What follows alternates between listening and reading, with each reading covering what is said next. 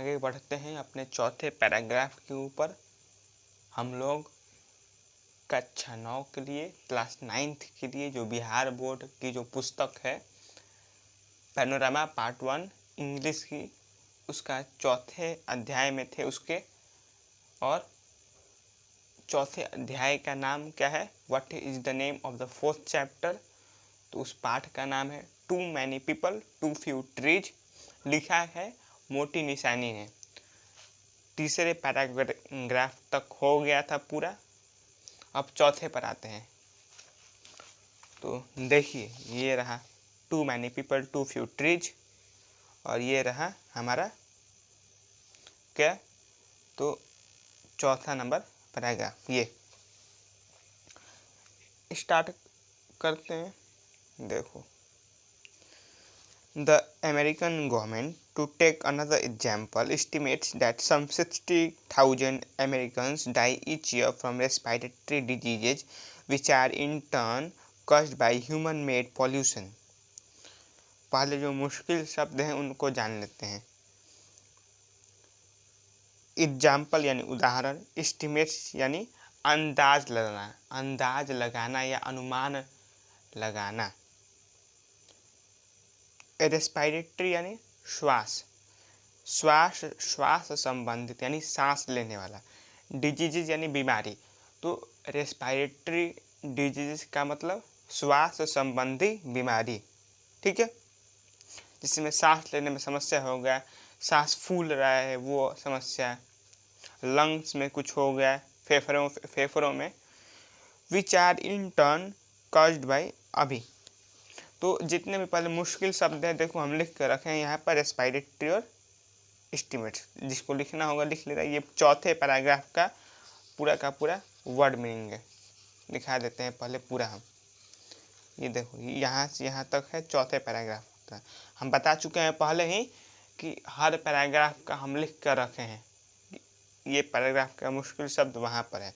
ये चौथे पैराग्राफ का, जिसको लिखना हो वो लिख लेगा। अभी ही पूरा है, ठीक है। अब देखो, तो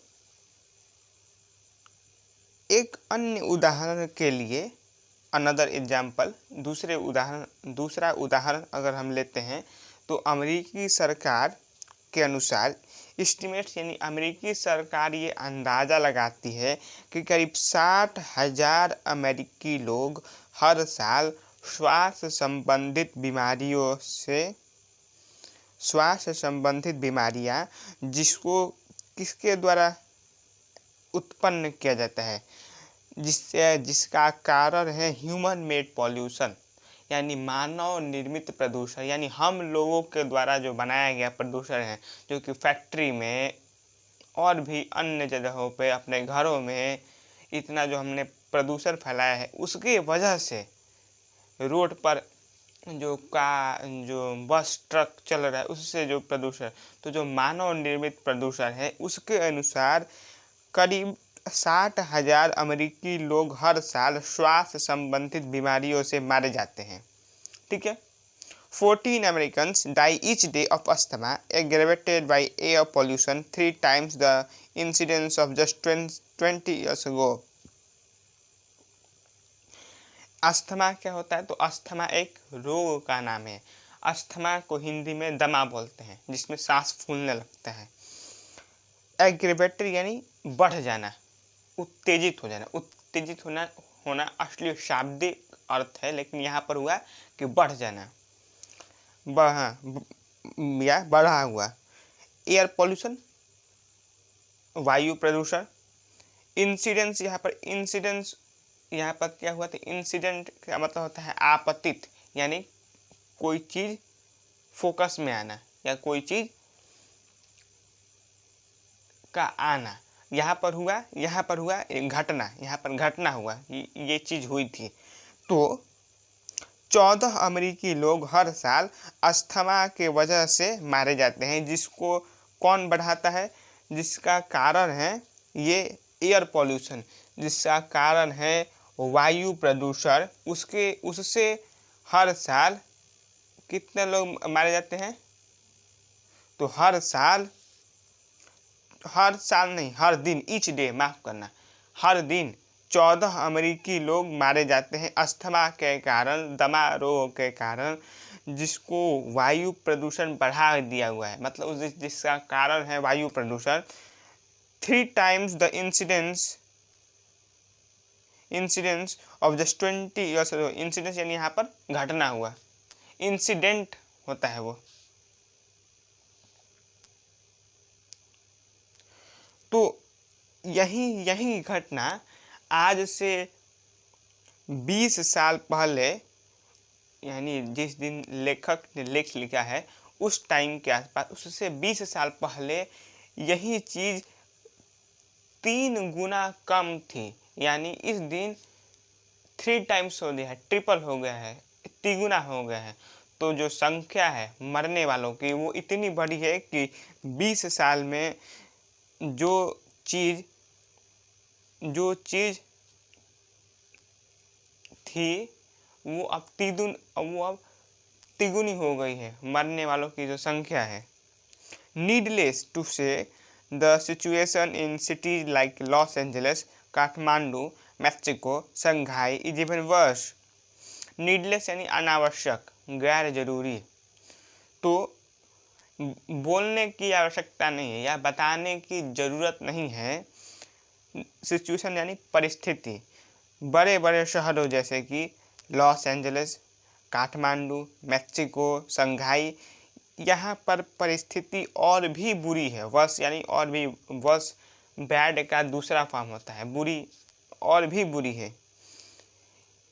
इन ऑल दिस केसेस, इन सब केसेस में, इन सब जगहों पर the situation could be considerably improved by controlling pollution and population। इन सब स्थितियों में परिस्थिति को considerably, यानी considerably का मतलब देखो लिख रखे हैं बड़े पैमाने पर या काफ़ी। इन सब परिस्थितियों में, इन सब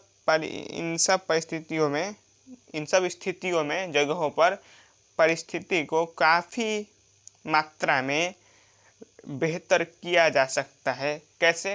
तो कंट्रोलिंग पॉल्यूशन एंड पॉपुलेशन, प्रदूषण एवं जनसंख्या पर नियंत्रण पाकर स्थिति को बेहतर किया जा सकता है, सुधारा जा सकता है। समझ में आ गया होगा। अब 5वें पर आते हैं हम लोग।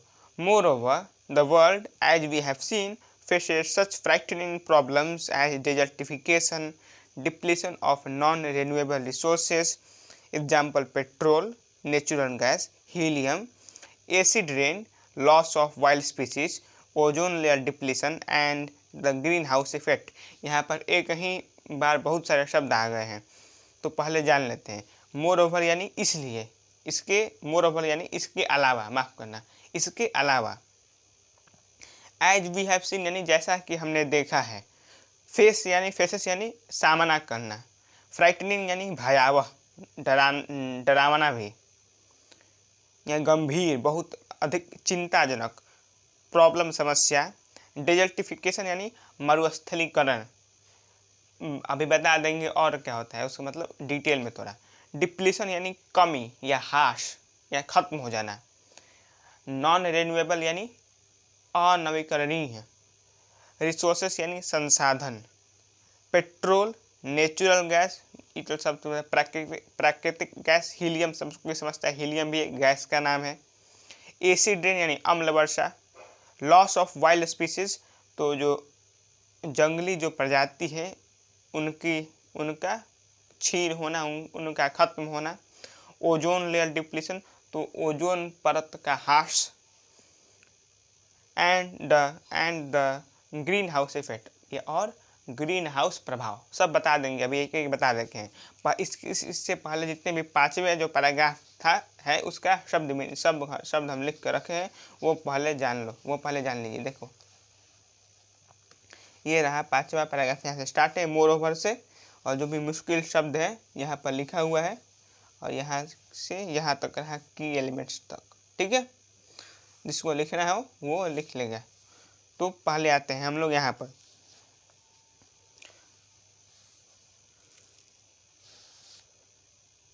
जैसा कि हमने इसके अलावा मोर ओवर यानी इसके अलावा जैसा कि हमने देखा है द वर्ल्ड यानी ये दुनिया अन्य भी भयावह समस्याओं से जूझ रही है, सामना कर रही है, जैसे कि डिजर्टिफिकेशन मरुस्थलीकरण यानी जो ज़मीन है उसका उसका रेगिस्तान में बदलना, वो बंजर हो जाना। अब आप ही सोचिए कि अगर ज़मीन बंजर हो जाएगा तो उस पर धान उग पाएगा, उस पर पेड़ पौधे लग पाएंगे। और ऐसे हो कह रहा है, ऐसे हो रहा है, वहाँ का बहुत अधिक जो फर्टिलाइज़र है और जो केमिकल्स हैं, जो रसायन हैं, उर्वरक हैं, बहुत अधिक मात्रा में पानी खींच लेना वहाँ से। तो उसके आपने उस ज़मीन के पास छोड़ा ही कहाँ कुछ हो, नहीं छोड़ा तो भैया वो क्या होगा, बंजरे होगा अंत में जाके। तुम ही सोचो, अगर तुम्हारे में तुमसे अगर काम लेने के लिए तुमको बहुत ज़्यादा खाना खिलाया जाए, बहुत ज़्यादा मतलब हर ओर से तुम्हारा ध्यान नहीं दिया जाए कि भैया तुम्हारा कितना मात्रा है खाने का, तुमको तुम्हारे पेट में ठूसा जाए, तो क्या होगा अंत में? अंत में यही होगा कि बीमार पड़ जाएंगे हम लोग। यही वाला हाल है यहाँ पर भी, सिंपल एकदम। डेजर्टिफिकेशन यानी मरुस्थलीकरण यानी ज़मीन का बंजर होना, मरुस्थल में रेगिस्तान में बदलना।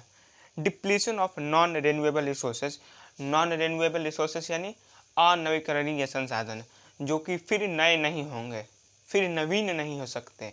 जैसे पेट्रोल आपने एक बार निकाल लिया तो पेट्रोल बनने में बहुत साल लगता है, कोयला बनने में बहुत साल लगता है, नेचुरल गैस यानी प्राकृतिक गैस, पेट्रोल डीजल ये सब बनने में अधिक समय लगता है, बहुत समय लग जाता है, मिलियंस ऑफ मिलियंस यानी लाखों वर्षों।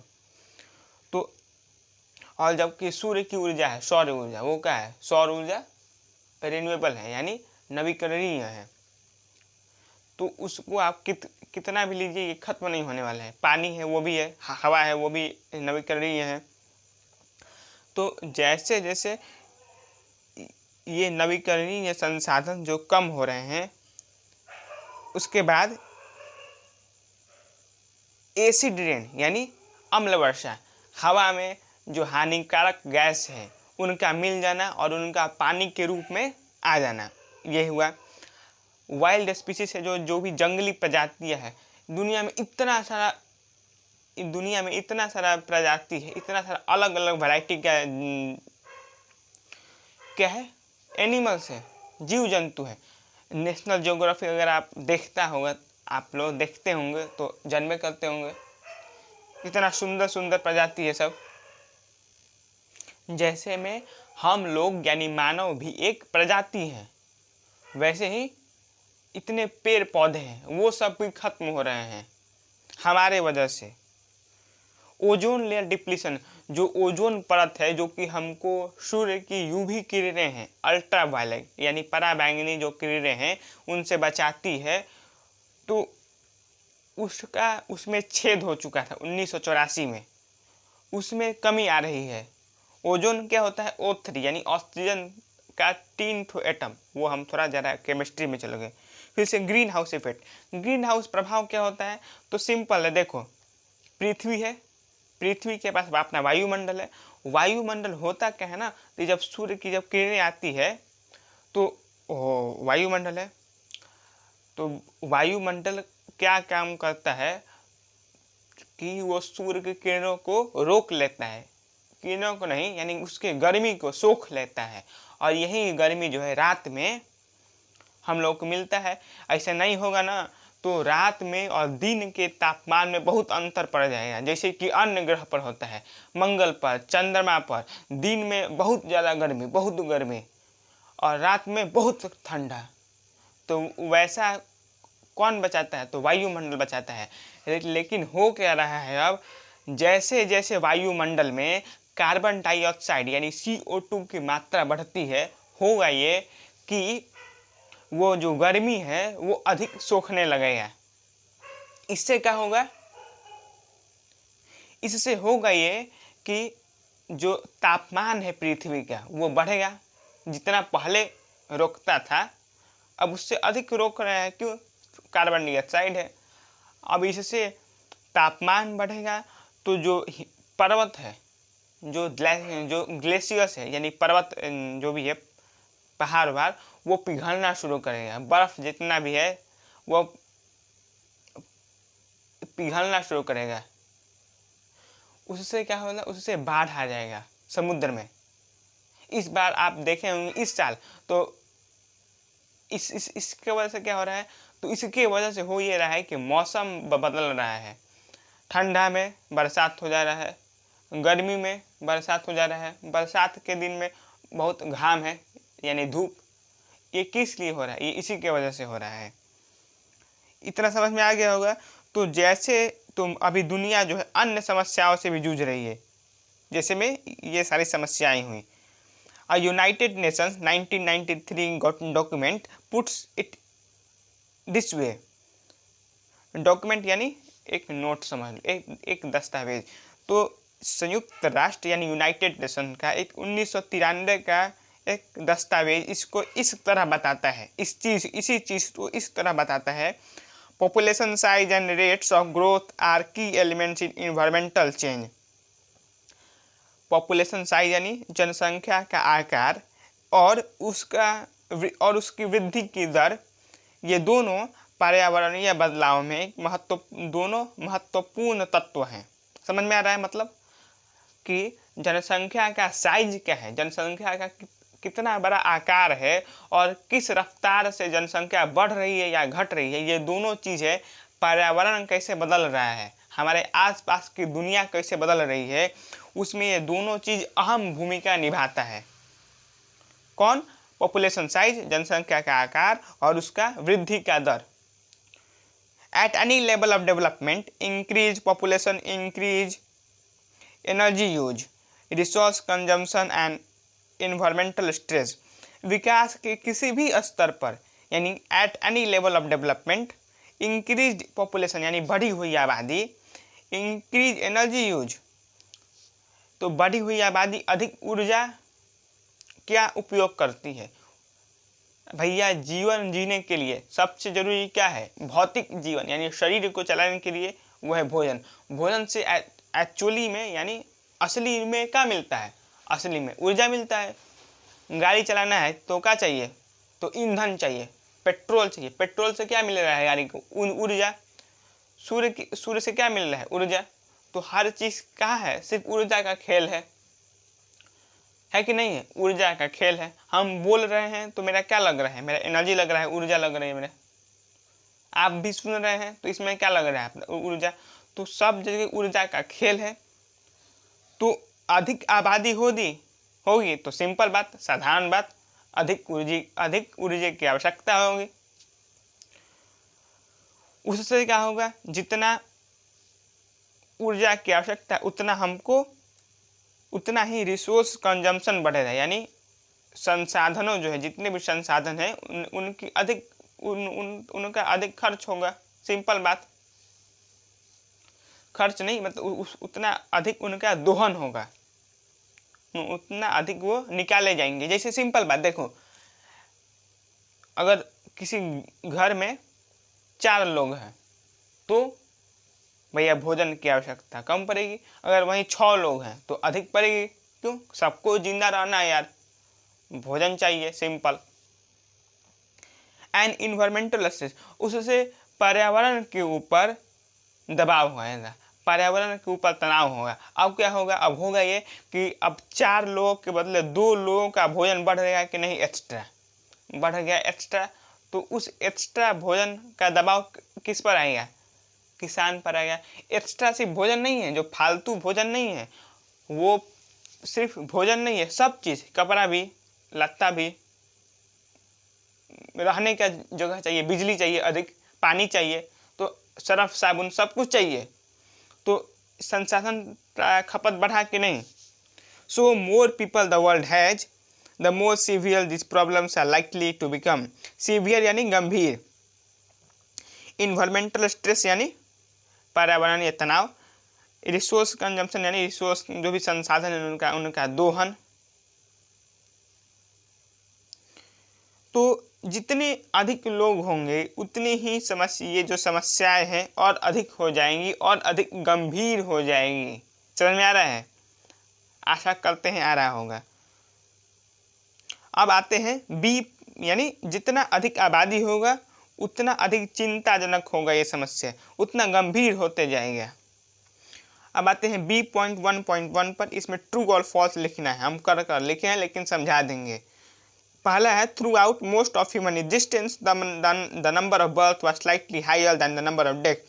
तो अधिकतर मानव अस्तित्व के दौरान जन्म लेने वालों की संख्या मरने वालों की संख्या से स्लाइटली यानी थोड़ी सी अधिक थी। जी हाँ, सही है, हमेशा से यही जानते हैं हम कि अधिक थी, पीछे भी देखे हैं।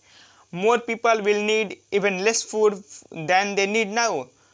अधिक लोग और कम भोजन की उनको आवश्यकता होगी अभी के अनुसार, यानी जितने लोग अभी हैं अगर लोग बढ़ जाते हैं तो वो कम भोजन का उपयोग करेंगे। जी नहीं, गलती है बात, अधिक लोग होंगे तो अधिक भोजन की आवश्यकता होगी। तीसरा, with more people both town and country become more crowded. अधिक आबादी के साथ दोनों शहर एवं देहात और अधिक भीड़ भाड़ हो जाएंगे उनमें। तो सही है, हो जाएंगे। जितना आबादी बढ़ेगी उतनी भीड़ बढ़ेगी। Higher population density is also not likely to exacerbate crime, ethnic conflict and warfare. अधिक जो उच्च जनसंख्या घनत्व ये क्राइम यानी अपराध को, सामाजिक मतभेद और संघर्ष को नहीं बढ़ाने वाली है। तो नहीं, गलत है। आबादी बढ़ेगी तो अपराध बढ़ेगा। क्यों? जरूरत है उसके लिए। पांचवा, population size and rates of growth are key elements in environmental change. अभी ही देखें, हाँ जी, जनसंख्या का आकार और उसका वृद्धि का दर दोनों सबसे महत्वपूर्ण तत्व है। किस रफ्तार से बढ़ रहा है जनसंख्या और क्या जनसंख्या का आकार है, ये दोनों सबसे महत्वपूर्ण तत्व है। किस चीज़ में? तो पर्यावरणीय बदलाव में। पर्यावरण कैसे बदल रहा है, उसमें पर्यावरण हमारे लिए बदल रहा है या हमारे खिलाफ बदल रहा है, इसमें ये दोनों अहम भूमिका निभाता है। ठीक है, तो अब आते हैं हम लोग B.2.2 पर। इसमें 3 तो सवाल है, हम लिखे नहीं हैं लेकिन बता देते हैं ब्रीफली, यानी संक्षेप में करना है। पहला सवाल, for how long has the global population been rapidly going up. तो कब से जो ये वैश्विक आबादी है ये बहुत तेजी से बढ़ती जा रही है। तो इसका उत्तर हुआ है, देखो ये